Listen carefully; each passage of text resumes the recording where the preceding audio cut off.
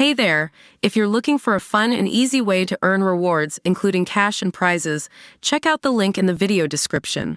The aftermath of the conviction of Donald Trump on 34 felony counts played out amid scenes of stress, jubilation, and shock in Manhattan, the slice of New York that first made the former U.S. president into a global celebrity and has now declared one of its most famous sons a guilty criminal.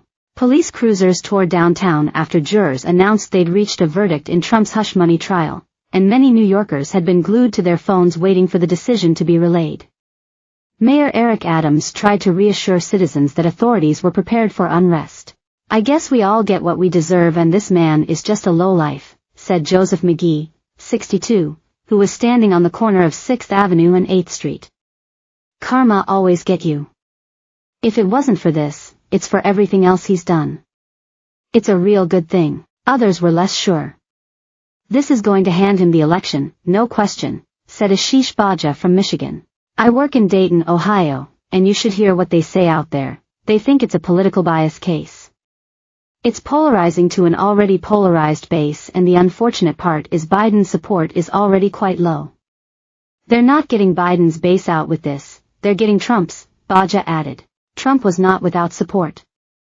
In the melting pot of New York City, though overwhelmingly Democratic, there are people of all political stripes, both visitors and residents. And all opinions could be found. In bustling and touristy Times Square, Jai Shannon, 33, said there was the belief in her community in Florida that Trump was set up by the system. "He's being cheated," she said. "He's being made an example of." Jerry Sharkey, 3, from Harlem, who had been at a probation hearing in the same criminal courthouse where Trump's trial was winding up, was a firm fan of the real estate mogul turned reality TV star turned U.S. president. "I see this as a political trial, but they can spin it a lot of different ways. I'm a Trump supporter no matter what, and being in the Manhattan courthouse has nothing to do with being the president," Sharkey said. Many others offered a more typical New York Democrat response. "I was cheering. I was thrilled by the verdict," said Lisa Taylor, 49. "I just wish it would keep him from being re-elected. Surely, the Republicans are scrambling now to be, like, what do we do? But given their history, I'm not optimistic they'll do anything." Opposite the Trump Tower in Midtown Manhattan, where supporters and opponents alike had gathered, both cheers and boos were thrown up when a newly guilty Trump arrived back from the courthouse and pumped his fist in the air. A man who gave his name as Sherwin said the case was about the facts and facts were what Trump had been convicted on. But he acknowledged that it was unlikely to be interpreted through anything other than a political lens.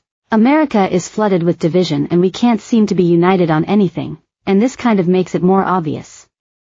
People who hate Trump are really happy, and people who love Trump are really angry," he said.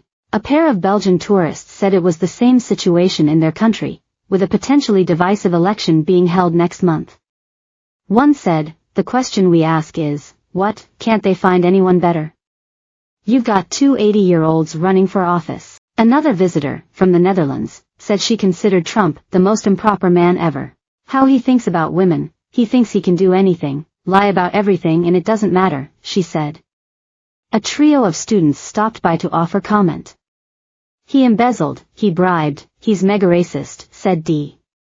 "On top of that he's just fucking weird." New Yorker Kimia Farabaz, 26, said she doubted Trump's conviction would make much difference. "After the impeachments, he just kind of did his thing, so I don't know if this is going to affect him.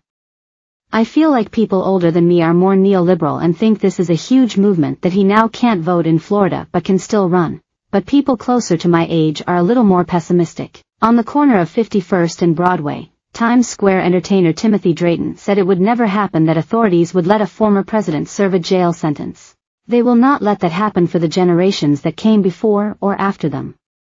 America doesn't want that." He said, "Make America great again, not the politic."